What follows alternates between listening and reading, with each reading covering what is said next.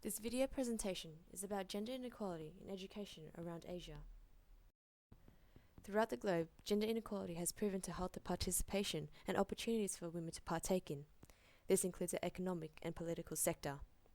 The backbone of the prevention of opportunities lies in the degree of poverty of that country. This ultimately impacts the quality of education given to young women, thus resulting in high illiteracy and widening the gap of the equal treatment given to women compared to men. By looking at the discourse of gender inequality within the education sector around different countries in Asia, we are able to pinpoint the common causes of this inequality and compare how it affects each country differently. However, this does not mean that the entirety of Asia experiences gender-based inequality, nor does it mean that this type of inequality is confined within the Asian geographical boundaries. Therefore, it is important to note that this is a global issue that have had detrimental impacts on many countries outside of Asia. In Yemen, a significant number of women face gender-based violence and gender inequality. The country's poverty has contributed to the difficult lifestyle that women endure in rural settlements. This includes limited access to healthcare, economic opportunities, and education. Early marriages remain prevalent in Yemen society. Overall, getting access to education, even primary school education, is one of the biggest challenges for young women. The improvement of girls' enrollment and quality of learning is taken as a serious issue and has gained support from many financial institutions. These support range from recruiting and training of rural female teachers to cash incentives for the attendance of students and young women. Overall, this has increased the attendance of young students, and the next steps is to add more female teachers in rural areas. India remains accountable for 30% of the world's illiterate population. Of this population, 70% of these individuals are women. This inequality stems from complicated social structures, prevailing social norms and traditions, as well as economic divisions.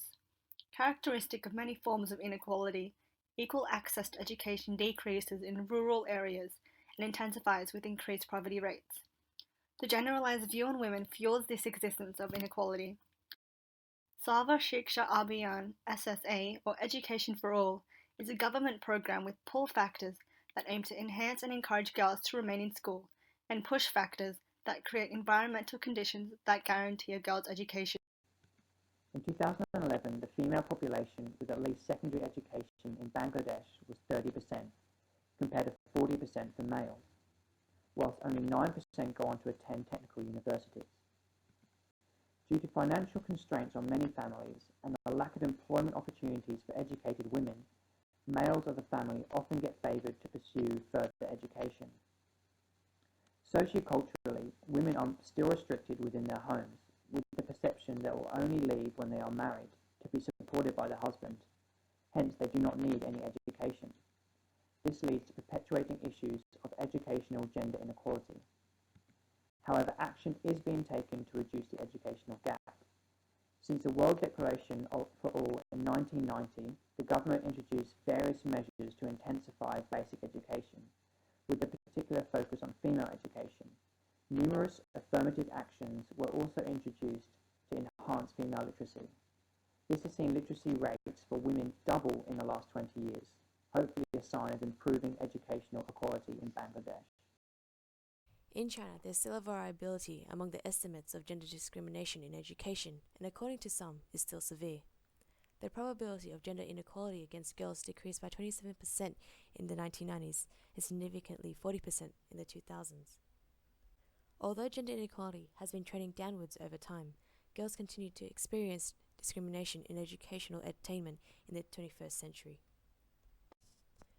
Different support groups in different countries in Asia have supported or are continuing to aid in the prevalent issue of gender inequality within the education system.